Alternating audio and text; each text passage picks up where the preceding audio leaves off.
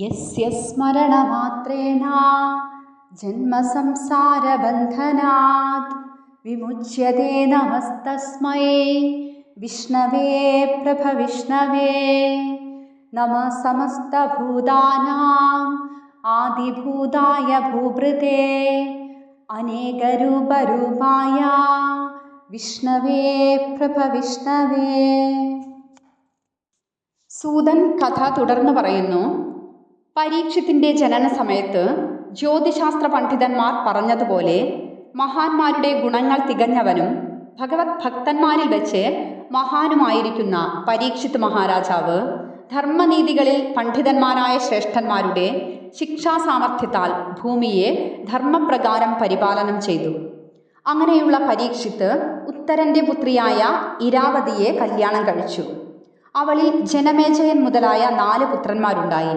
പിന്നീട് കൃപാചാര്യരെ ആചാര്യനാക്കിയിട്ട് ഭൂരിദക്ഷിണകളോടുകൂടിയ 3 അശ്വമേധയാഗങ്ങളെ ഗംഗാതീരത്ത് വെച്ച് നടത്തി.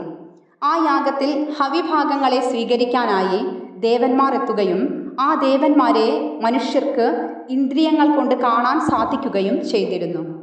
അനുദിനം വർദ്ധിച്ചു വരുന്ന കലിബാധയോർത്ത് രാജാവ് അസ്വസ്ഥനാവുകയും തൻ്റെ മുത്തച്ഛൻ ഭൂമി ഭരിക്കുമ്പോൾ എങ്ങനെയായിരുന്നു അങ്ങനെ യശസ്സും സദ്വൃത്തിയും നിലനിർത്തുവാൻ അദ്ദേഹം ആഗ്രഹിച്ചു.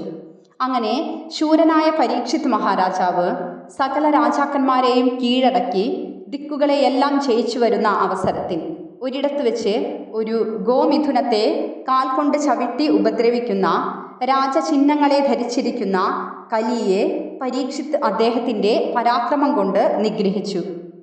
ദിഗ്വിജയം ചെയ്ത സമയത്ത് രാജാവിന് കലിയെ നിഗ്രഹിക്കാനുണ്ടായ കാരണമെന്താണ്? രാജവേഷം ധരിച്ച് പശുവിനെ കാൽ കൊണ്ട് ചവിട്ടി മെതിച്ചുപദ്രവിച്ചത് ആരാണ്? തൻ്റെ സൈന്യങ്ങളാൽ പരിപാലിക്കപ്പെട്ടുകൊണ്ടിരിക്കുന്ന കുരുജാങ്കരത്തിൽ വസിക്കുന്ന പരീക്ഷിത് മഹാരാജാവ് കലിപുരുഷൻ തൻ്റെ രാജ്യത്തിൽ പ്രവേശിച്ചിരിക്കുന്നു എന്ന അറിവ് ലഭിച്ചപ്പോൾ യുദ്ധത്തിൽ സമർത്ഥനായ ആ രാജാവ് തൻ്റെ വില്ലെടുത്തുകൊണ്ട് ദിക്കുകളിലുള്ള രാജാക്കന്മാരെയെല്ലാം ജയിക്കാനായി പുരത്തിൽ നിന്ന് പുറപ്പെട്ടു. ഭദ്രാശ്വം, കേതുമാലം, ഭാരതം, ഉത്തരകുരുദേശങ്ങൾ എന്നീ പ്രദേശങ്ങളും കിംപുരുഷവർഷം മുതലായ വർഷങ്ങൾ ഇവയെ ജയിച്ചു. ആ രാജ്യങ്ങളിലുള്ള രാജാക്കന്മാർ സമർപ്പിച്ചതായ മഹാധനരൂപമായ ബലിയെ സ്വീകരിച്ചു. ഓരോ പ്രദേശങ്ങളിലും പ്രവേശിക്കുന്ന നേരത്ത് അവിടെയുള്ള ജനങ്ങൾ മഹാന്മാരായ തൻ്റെ പൂർവന്മാരുടെ കീർത്തിയെയും അവർക്ക് ശ്രീകൃഷ്ണ ഭഗവാനെക്കുറിച്ചുണ്ടായിരുന്ന ഭക്തി വൈഭവത്തെയും പറ്റി പ്രശംസിക്കുന്നതിനെ കേട്ടുകൊണ്ടാണ് സഞ്ചരിച്ചു കൊണ്ടിരുന്നത്. അശ്വത്ഥാമാവ് പ്രയോഗിച്ചതായ അസ്ത്രാഗ്നിയിൽ നിന്ന് തന്നെ എങ്ങനെയാണ് ഭഗവാൻ ശ്രീകൃഷ്ണൻ രക്ഷിച്ചതെന്നും വൃഷ്ണികൾക്കും കുന്തിപുത്രന്മാർക്കും തമ്മിലുള്ള സ്നേഹത്തെയും പാർത്ഥന്മാർക്ക് കൃഷ്ണനിലുണ്ടായിരുന്ന ഭക്തിയെയും കുറിച്ച് ജനങ്ങൾ പാടുന്നതിനെ കേട്ടുകൊണ്ട് സഞ്ചരിച്ചു. തൻ്റെ പൂർവികന്മാരുടെയും ശ്രീകൃഷ്ണ ഭഗവാന്റെയും വൈഭവങ്ങളെക്കുറിച്ച് ഗാനം ചെയ്ത പണ്ഡിതന്മാർക്ക് വിലപിടിപ്പുള്ള വസ്ത്രങ്ങൾ, മുത്തുമാലകൾ എന്നിവയെ പരമസന്തോഷത്തോടും പ്രീതിയെ സൂചിപ്പിക്കുന്ന വികസിച്ച കണ്ണുകളോടും കൂടിയ മഹാമനസ്കനായ രാജാവ് ദാനം ചെയ്തു. സ്നേഹമുള്ള പാണ്ഡവന്മാർക്കു വേണ്ടി ശ്രീകൃഷ്ണൻ ചെയ്തതായ സാരഥ്യം, സഭാധിപത്യ സ്വീകരണം, അവർ പറയുന്ന പ്രവൃത്തിയുടെ അനുഷ്ഠാനം, സഖ്യം, ദൗത്യം, രാത്രി വാളും കയ്യിൽ പിടിച്ചുള്ള കാത്തിരിപ്പ്, ഒരുമിച്ചുള്ള നടത്തം, പാണ്ഡവന്മാരുടെ യോഗ്യതയെക്കുറിച്ചുള്ള പ്രശംസ ഇവയെക്കുറിച്ച് അറിവുള്ളവർ കീർത്തിക്കുന്നതിനെയും അതേസമയം സകല ലോകവും ശ്രീകൃഷ്ണന്റെ പാദകമലത്തിൽ നമസ്കരിച്ചു എന്നതിനെയും കേട്ടപ്പോൾ പരമ കരുണാനിധിയായ ആ ഭഗവാന്റെ ഭക്തവാത്സല്യത്തെ ഓർത്ത് രാജാവിന് ശ്രീഹരിയുടെ പാദകമലത്തിൽ ഭക്തി വർദ്ധിച്ചു വന്നു. പൂർവികന്മാർ നടത്തിയ വിധം രാജ്യപരിപാലനം ചെയ്തുകൊണ്ടിരിക്കുന്ന ആ പരീക്ഷിത് മഹാരാജാവ് ഒരു ദിവസം സഞ്ചരിക്കുന്ന സമയത്ത് അധികം ദൂരത്തല്ലാതെ നടക്കുന്ന ഒരു സംഭവം ആശ്ചര്യത്തോടെ കാണാനിടയായി.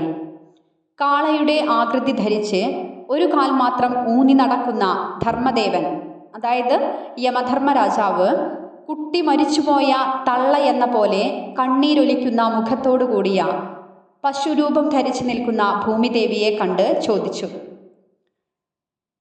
ഹേ കല്യാണി, നിന്റെ ശരീരത്തിന് പീഡ ഒന്നുമില്ലല്ലോ, എന്താണ് മുഖം വാടിയിരിക്കുന്നത്?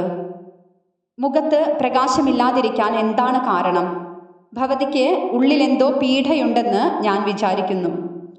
3 പാദങ്ങളും ഒടിഞ്ഞ് ഒരു കാലോടുകൂടെ സഞ്ചരിക്കുന്ന എന്നെ കണ്ടതുകൊണ്ടുള്ള ദുഃഖമാണോ? അതോ മേലിൽ നീതിന്യായങ്ങളെ തീരെ ഉപേക്ഷിച്ചു നടക്കുന്ന ധൂർത്തന്മാരായ രാജാക്കന്മാർ നിന്റെ ഭർത്താക്കന്മാരായി വരുമല്ലോ എന്നോർത്തിട്ടാണോ? അല്ലെങ്കിൽ ബ്രാഹ്മണർ ക്രമക്കേടായി ചെയ്യുന്ന യാഗങ്ങളുടെ ഭാഗങ്ങളെ അസുരന്മാർ അപഹരിക്കാൻ പോകുന്നതിനാൽ ദേവന്മാർക്ക് യാഗാംശമാകുന്ന ആഹാരം സിദ്ധിക്കാതെ വരുമല്ലോ എന്ന് കരുതിയിട്ടാണോ? അല്ലെങ്കിൽ ഇന്ദ്രൻ വർഷിക്കാതിരിക്കുവാൻ ഭാവിക്കുന്നത് കൊണ്ട് പ്രജകൾ ഏതുവിധം കഴിച്ചുകൂട്ടും എന്നോർത്തിട്ടാണോ ഭവതി ദുഃഖിക്കുന്നത്? ഹേ ഭൂമിദേവി, ഭർത്താക്കന്മാർ രക്ഷിക്കാതെ ഉപേക്ഷിക്കാൻ പോകുന്ന സ്ത്രീകളെക്കുറിച്ചോർത്തിട്ടോ അതോ മനുഷ്യരെ തിന്നുന്ന രാക്ഷസന്മാരെ പോലെ ക്രൂരന്മാരായ മാതാപിതാക്കന്മാർ രക്ഷിക്കാതെ ഉപേക്ഷിക്കുകയാൽ ദുഃഖിതന്മാരാവാനിരിക്കുന്ന ബാലന്മാരെ പറ്റി ഓർത്തിട്ടാണോ അതോ സരസ്വതീ ദേവിക്ക് സംഭവിക്കാൻ പോകുന്ന സങ്കടത്തെക്കുറിച്ചോർത്തിട്ടോ? അല്ലെങ്കിൽ ശ്രേഷ്ഠമായ ബ്രാഹ്മണകുലത്തിൽ ജനിച്ചവർ ബ്രാഹ്മണ ഭക്തിയില്ലാത്തവരും കുൽസിത കർമ്മങ്ങളെ ചെയ്യുന്നവരുമായ രാജാക്കന്മാരുടെ ഭൃത്യവേലയെ അംഗീകരിക്കാൻ പോകുന്നതിനെക്കുറിച്ച് ഓർത്തിട്ടാണോ ഭവതി ദുഃഖിക്കുന്നത്? കലിബാധ നിമിത്തം വഴിതെറ്റി നടക്കുന്ന രാജാധമന്മാരെക്കുറിച്ചോ ആ ദുഷ്ടരാജാക്കന്മാർ നശിപ്പിക്കുന്ന രാജ്യങ്ങളെക്കുറിച്ചോർത്തിട്ടോ?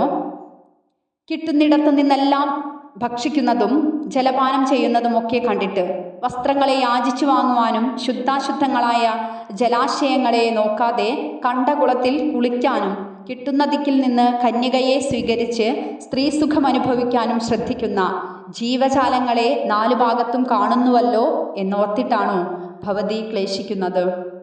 അല്ലെങ്കിൽ ഹേ മാതാവായ ഭൂമിദേവി, നിന്റെ അധികരിച്ച ഭാരത്തെ നശിപ്പിച്ച് നിന്നെ നിലനിർത്തുവാൻ അവതരിച്ചവനും ഇപ്പോൾ ആ ദിവ്യമംഗളരൂപത്തെ മറച്ചവനുമായ ഹരിയുടെ മോക്ഷത്തിന് ആശ്രയങ്ങളായിരിക്കുന്ന നാനാവിധ കർമ്മങ്ങളെ ഓർത്തുകൊണ്ടും ശ്രീഹരി എന്നെ വിട്ടുപോയല്ലോ എന്ന് വിചാരിച്ചുകൊണ്ടുമാണോ തപിക്കുന്നത്? അല്ലെങ്കിൽ ബലശാലികളുടെ കൂട്ടത്തിൽ വെച്ച് ഏറ്റവും ബലശാലിയായിരിക്കുന്ന കാലം ദേവന്മാരും ആദരിച്ചു പൂജിക്കുന്ന നിന്റെ സൗഭാഗ്യത്തെ അപഹരിച്ചുവോ? എന്ത് കാരണത്താലാണ് ദുഃഖിക്കുന്നത്? ഹേ മാതാവായ ഭൂമിദേവി, നിന്റെ മനസ്സിലുള്ള ദുഃഖത്തിൻ്റെ കാരണം എന്നോട് പറയണം. ഇത്രയും കേട്ട ഭൂമിദേവി ധർമ്മദേവനോട് പറയുന്നു, ഹേ ധർമ്മദേവ, നീ എന്തൊന്നിനെക്കുറിച്ച് എന്നോട് ക്രമപ്രകാരം ചോദിച്ചുവോ അതിൻ്റെ എല്ലാം, എൻ്റെ ദുഃഖ കാരണമെല്ലാം നിനക്കറിയാം. എങ്കിലും ചോദിച്ചതിനാൽ ഞാൻ പറയാം. ഭവാൻ 4 കാലുകളോട് കൂടെ ഇരിക്കുന്നവനായിരുന്നല്ലോ, എങ്ങനെ ഇപ്പോൾ ഏകപാദനായി? മാഹാത്മ്യത്തെ ആഗ്രഹിക്കുന്നവർക്കുണ്ടായിരിക്കേണ്ടതായ ഗുണങ്ങളും വേർപിരിയാതെ യാതൊരുവനിൽ ഉണ്ടായിരുന്നുവോ? മഹിമയ്ക്കാസ്പദവും ഗുണങ്ങൾക്ക് ഇരിപ്പിടവുമായ ആ ശ്രീനിവാസൻ എന്നെ വിട്ടുപിരിഞ്ഞതും പാപങ്ങൾക്കിരിപ്പിടമായ കലി ഈ ലോകത്തെ നോക്കുന്നതും ആലോചിച്ച് ഞാൻ ദുഃഖിക്കുന്നു. എന്നെയും ദേവശ്രേഷ്ഠനായ ഭഗവാനെയും ദേവന്മാർ, പിതൃക്കൾ, ഋഷികൾ, സജ്ജനങ്ങൾ, എല്ലാ വർണ്ണാശ്രമികൾ ഇവരെയും ഓർത്ത് ഖേദിക്കുകയാണ്. ബ്രഹ്മാവ് മുതലായ ദേവശ്രേഷ്ഠന്മാർ മഹാലക്ഷ്മിയുടെ കടക്കൺ കൊണ്ടുള്ള ഒരു നോട്ടം തങ്ങളിൽ ഉണ്ടാകണമെന്ന് കാക്ഷിച്ചുകൊണ്ട് വളരെ കാലം തപസ് ചെയ്തിരിക്കുന്നു.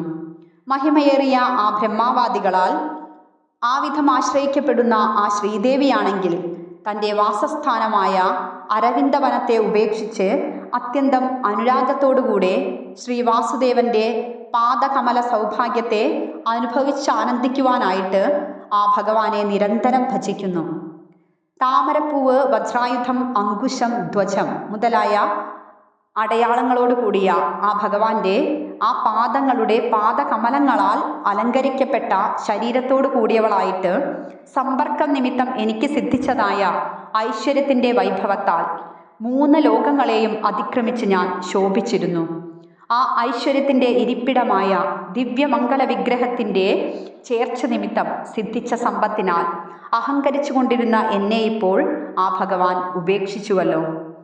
ആസുരഗുണങ്ങളോട് കൂടിയ ദുഷ്ടരാജാക്കന്മാരുടെ അസംഖ്യ സേനകളാകുന്ന ഭാരം എനിക്ക് സഹിക്കാൻ വയ്യാതെ വന്നപ്പോൾ അതിനെ സംഹരിച്ച് എന്നെ സുഖിപ്പിക്കുവാനും 3 കാലുകളും ഒടിഞ്ഞ് സഞ്ചരിക്കാൻ അശക്തനായി തീർന്ന നിന്നെ ശക്തനും സുഖമുള്ളവനുമാക്കി തീർക്കുവാനുമായിട്ട് ആത്മതന്ത്രനായ ഭഗവാൻ യദുവംശത്തിൽ രമണീയമായിരിക്കുന്ന ഒരു ശരീരത്തെ സ്വീകരിച്ച് അവതരിച്ചു.